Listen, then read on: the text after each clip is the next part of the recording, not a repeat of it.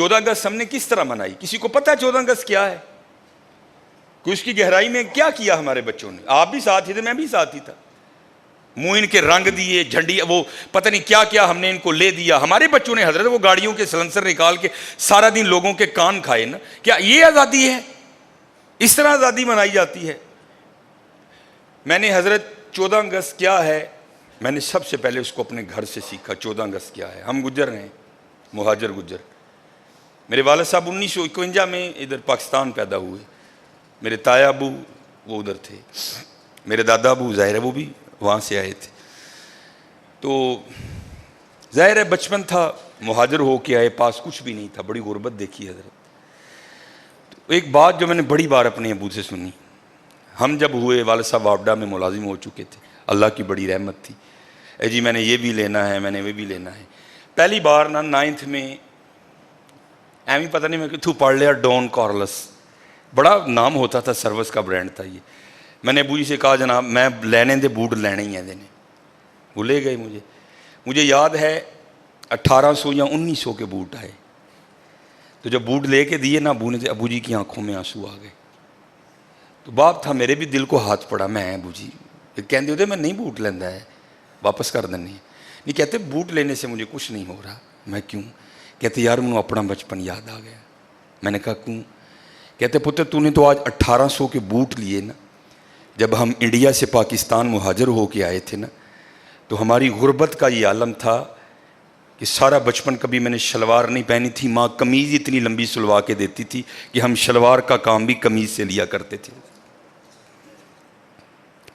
یہ تھا حضرت 14 اگست. ان کی روحیں بھی قبروں میں تڑپتی ہوگی جنہوں نے ہجرت کی تھی.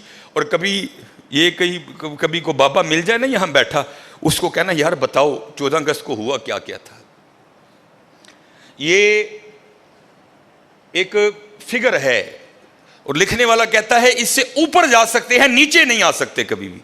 کہتے جب ہجرت ہوئی نا تو 90,000 مسلمان عورتوں کی عزت لوٹی گئی حضرت. 90,000. اور وہ کہتا ہے اس سے اوپر جا سکتے ہیں، نیچے نہیں آ سکتے. یہ ہے اس کا حاصل. ڈیک لگے ہیں، گانے بج رہے ہیں، منڈے ناچ رہے ہیں حضرت. اگر کسی رکشے پہ کوئی 4 بیبیاں بیٹھی ہیں، سب لڑکوں نے اپنی بائکیں اس کے پیچھے لگا رکھی ہیں. یہ تھا 14 اگست. اس لیے لیا تھا پاکستان. آج کسی سرکاری دفتر میں چلے جاؤ، بغیر رشوت کے کام ہی نہیں ہو سکتا تمہارا. اس لیے لیا تھا پاکستان. وہ اتنی گراوٹ آئی پاکستان میں. ٹھیک ہے بڑی بڑی بری قومیں ہوں گی، لیکن ہماری گراوٹ کا یہ عالم ہے کہ اللہ معاف فرمائے کتوں کا گوشت بھی ہم نے ہوٹلوں میں لوگوں کو کھلا دیا. یہ ہے 14 اگست. یہ ہے 72 سال بعد پاکستان. اور خدا کا واسطہ کو ہوش کرو. میں نے یہاں سے سیکھا کہ یہ ایک مہاجر کا یہ عالم ہے. پتہ نہیں لوگوں پر کیا کیا گزری ہوگی کہ غربت کا یہ عالم تھا. کہتے کبھی ہم نے اپنے بچپن میں شلوار نہیں پہنی تھی. تمہاری دادی قمیض اتنی لمبی سلوا کے دیتی تھی جس سے شلوار کا بھی کام چلتا تھا. ابو جی کہتے کبھی بچپن میں ہم نے پاؤں میں جوتی نہیں پہنی تھی. میرے ابو اور بڑے امیر تھے پیچھے کشمیر میں.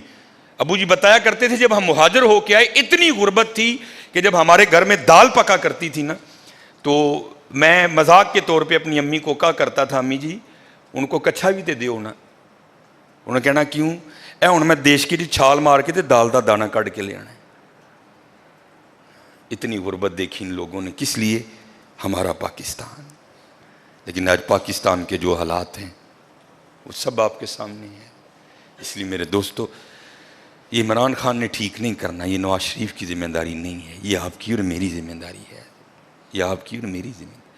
چھوٹی چھوٹی باتوں کا دھیان رکھو.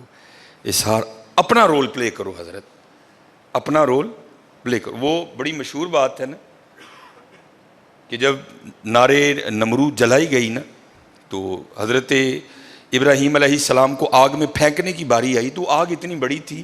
اب وہ سوچ میں پڑ گئے آگ میں پھینکے کیسے؟ آگ کی تو قریب جا ہی کوئی نہیں سکتا، اتنی بڑی ہم نے آگ جلا لی.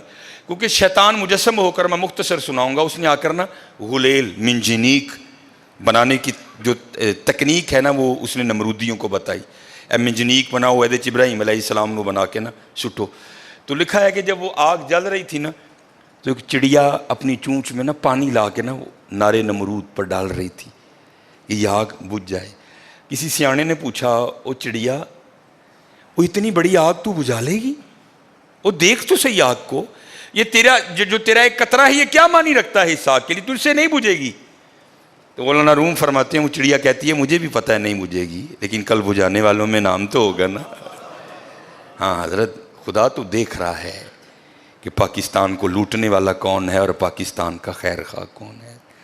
کیونکہ حضرت مدینہ اور پاکستان بڑا تعلق ہے آپس میں۔ مدینہ شہر، پاک پاک شہر، پاکستان پاک لوگوں کا شہر، پاک لوگوں کا وطن، پاک لوگوں کا ملک، پاک لوگوں کے رہنے کی بڑی مماثلت ہے اس کو حضرت آپس میں۔ اور یاد رکھنا حضرت، دیکھنے والے دیکھ رہے ہیں، یہ بس 18 منٹ ہو گئے، کیونکہ 65 کی جب جنگ لگی تھی تو ہم تو سوئے پڑے تھے نا سارے، وہ کہہ کے نکلے تھے جناب سیرے جا کے آج ناشتہ لاہور ہونا ہے۔ تو یہ نوائے وقت میں خبر چھپی تھی کہ جو مدینہ پاک میں نبی علیہ الصلوۃ والسلام کے معجزہ شریف کے خادم تھے نا، صفائی جو ادھر کرتے تھے، وہ کہتے ہیں کہ نیند آ گئی۔ تو جب نیند آ گئی تو کیا دیکھتا ہوں کہ نبی علیہ الصلوۃ والسلام نے نا ہتھیار باندھے ہیں، زرہ باندھی ہے آپ نے، ہاتھ میں ہتھیار ہے نبی سے۔ تو کہتے خواب میں عرض کیا اللہ کے رسول علیہ الصلوۃ والسلام یہ کیا عالم، زرہ باندھی ہے، ہتھیار آپ نے اٹھا رکھے ہیں، یہ کیا رنگ ہے؟ تو نبی علیہ السلام نے فرمایا ہندوستان نے میرے پاکستان پہ حملہ کر دیا ہے، میں پاکستان کی مدد کے لیے جا رہا ہوں۔ اسی لیے تو بچہ پڑا ہے، ہم نے تو کوئی کسر نہیں چھوڑی حضرت، ہم نے کوئی کسر نہیں چھوڑی حضرت اس کو ڈبونے میں۔ یہ تو مدینے والی سرکار کی نگاہ مبارک کا فیض ہے کہ یہ پھر بھی کھڑا ہے حضرت، ہم نے کوئی کسر نہیں چھوڑی حضرت، ہم نے کہی۔ اور جب میں اکثر سنایا کرتا ہوں کہ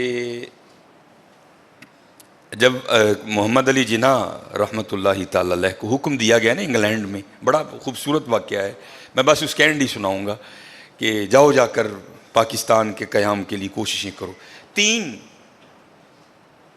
گروہ تھے جن سے لڑائی لڑنی تھی، ایک تو ہندو، پھر انگریز، تیسرے اپنے مسلمانوں میں ہی بڑے تھے اس وقت جنہوں نے حضرت بڑی تحریک چلائی پاکستان کے قیام کے خلاف، مسلمان تھے، داڑیاں بھی تھیں، امامے بھی تھے ان کے سروں پہ، خطبے بھی دیتے تھے، واز بھی وہ کہتے تھے، بڑی تحریک چلائی انہوں نے پاکستان کے خلاف۔ اب تینوں سے لڑنا تھا تو محمد علی جناح کہتے ہیں کہ میرے دل میں خیال آیا میں کمزور سا آدمی ہوں، میں کس طرح لڑوں گا؟ تو نبی علیہ الصلوۃ والسلام نے محمد علی جناح رحمۃ اللہ تعالی علیہ کے دل کی بات کو جان لیا۔ تو حضور نے انگلش ہی میں، حضور تو ساری زبانیں جانتے ہیں نا، آپ نے انگلش میں محمد علی جناح کو کیا کہا؟ ڈونٹ وری، گھبراؤ نہ، آئی ایم ود یو، میں تیرے نال ہاں۔ ہاں حضور آج بھی ہمارے ساتھ ہے، اسی لیے تو بچہ پڑا ہے حضرت، ہم نے نہیں کوئی کسر چھوڑی اس کو ڈبونے میں۔ یہ حضور کا نگاہ فیض ہے کہ یہ اب بھی کھڑا ہے۔ نہیں حضرت، اس طرح نہ کرو، اللہ سب پہ رحم فرمائے۔